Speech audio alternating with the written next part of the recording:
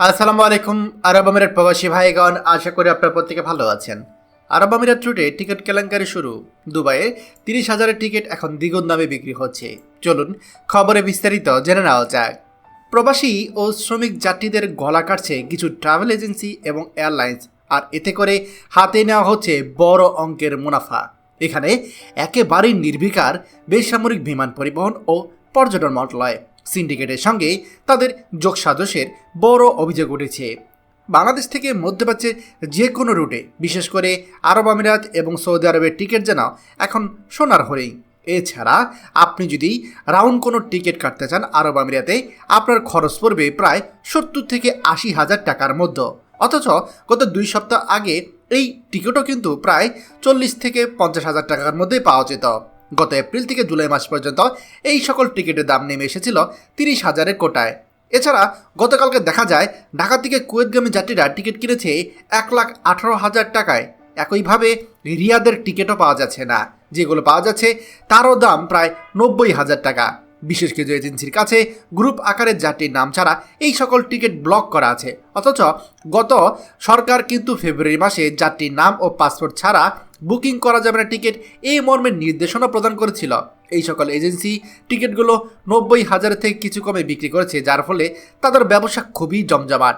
খাত সংশ্লিষ্টরা বলছে, পূর্বে যারা নাম ছাড়া টিকিট মজুত করত তারা আবার সক্রিয়, এবং এয়ারলাইন্সের টিকিট অগ্রিম নাম ছাড়া ব্লক করে তারা মজুত করছে, যে কারণে বর্তমানে টিকিটের এই দাম আকাশচুম্বী। এই ছাড়া এই সকল বুকিং বাজারে কৃত্রিম সংকট তৈরি করেছে।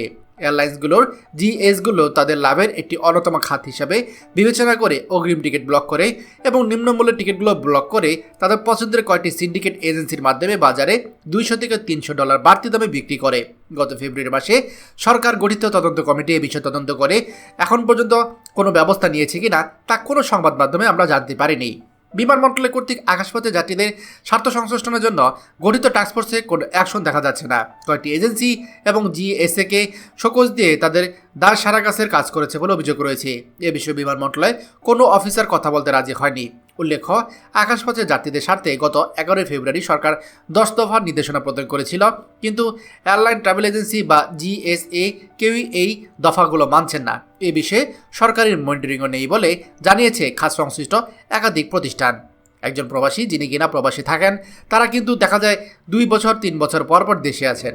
কিন্তু এইভাবে যদি বিমান টিকিটের ভাড়া 70-80 হাজার বা 1 লাখ টাকা হয়ে যায়, তাহলে একজন প্রবাসী কিভাবে দেশে আসবে? কারণ এত টাকা দিয়ে তো তার আর দেশে আসা সম্ভব না। আর এভাবেই আমাদের প্রবাসীদের হক নষ্ট করা হচ্ছে। আমাদের প্রবাসীদের সাথে চলছে বড় ধরনের প্রতারণা। মধ্যপ্রাচ্যের প্রবাসীদের সাথেই এমনটা বেশি ঘটছে।